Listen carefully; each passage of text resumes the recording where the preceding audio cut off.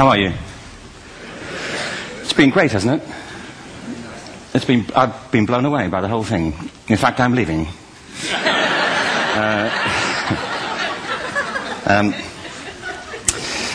There have been three themes, haven't there, running through the conference, which are relevant to what I want to talk about. One is the extraordinary evidence of human creativity in all of the presentations that we've had and in all the people here.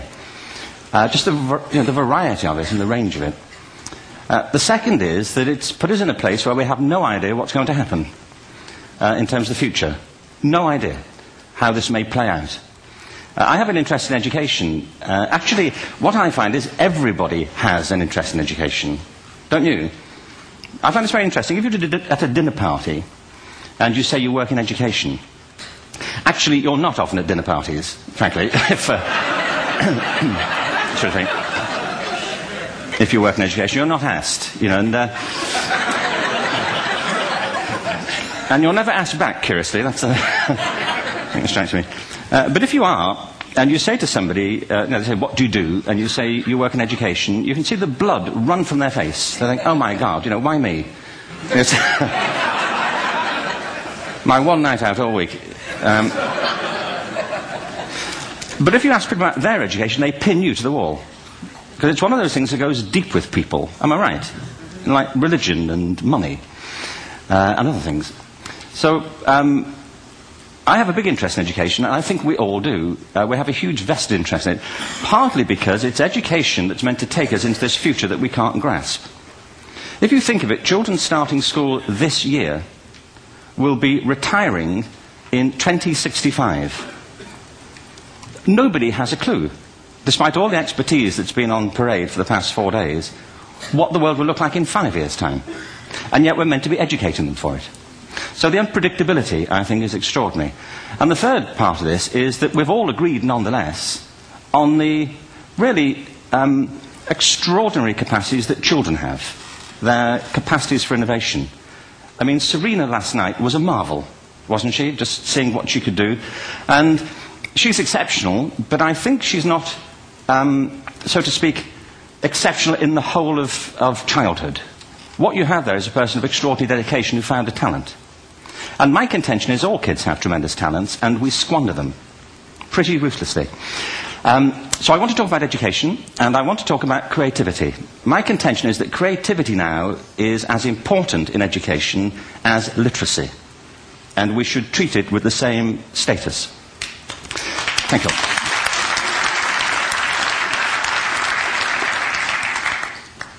That was it, by the way. Thank you very much.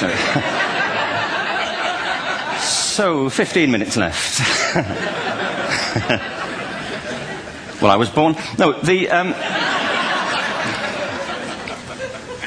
I had a great story recently, I love telling it, of a little girl who was in a drawing lesson. She was 6, and she was at the back drawing, and the teacher said this little girl hardly ever paid attention.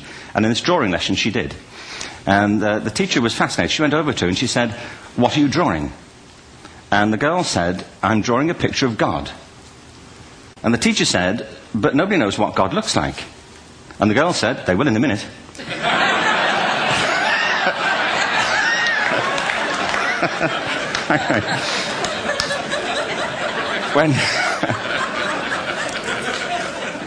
When my son was 4 in England, actually he was 4 everywhere, to be honest. I mean,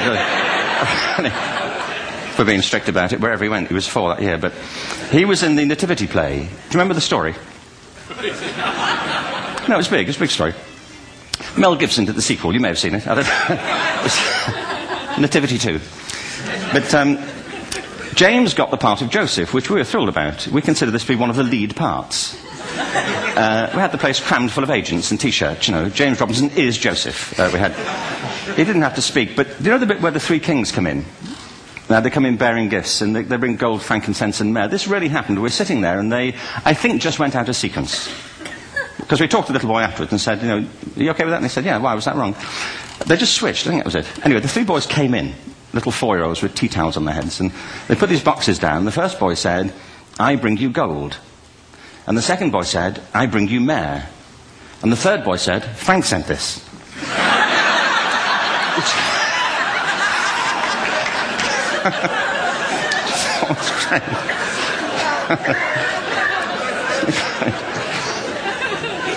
What these things have in common, you see, is that kids will take a chance. You know, if they don't know, they'll have a go. Am I right? They're not frightened of being wrong. Now, I don't mean to say that being wrong is the same thing as being creative.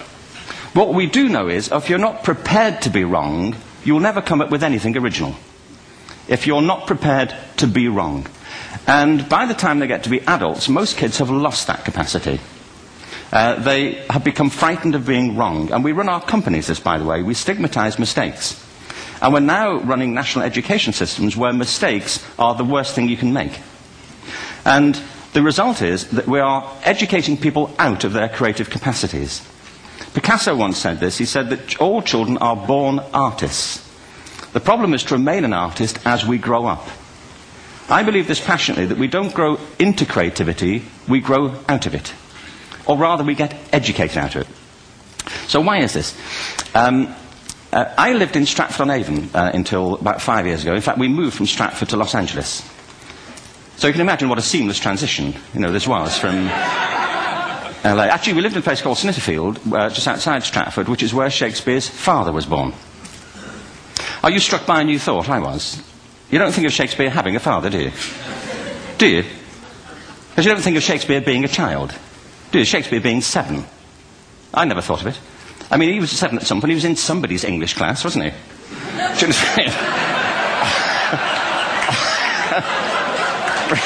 Really? How annoying would that be? You know?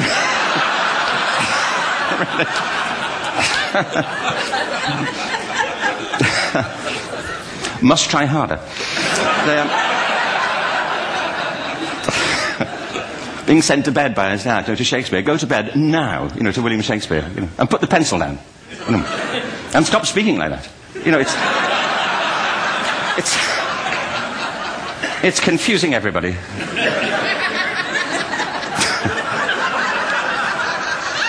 Anyway, we moved from Stratford to Los Angeles, and I just want to say a word about the transition. Actually, my son didn't want to come. I've got 2 kids. He's 21 now, and my daughter's 16. He didn't want to come to Los Angeles. He loved it, but he had a girlfriend in England. This was the love of his life, Sarah. He'd known her for a month. Mind you, they'd had their 4th anniversary, because it's a long time when you're 16. Anyway, he was really upset on the plane. He said, "I'll never find another girl like Sarah."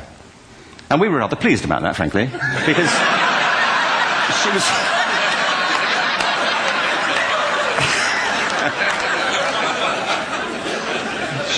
she was the main reason we were leaving the country.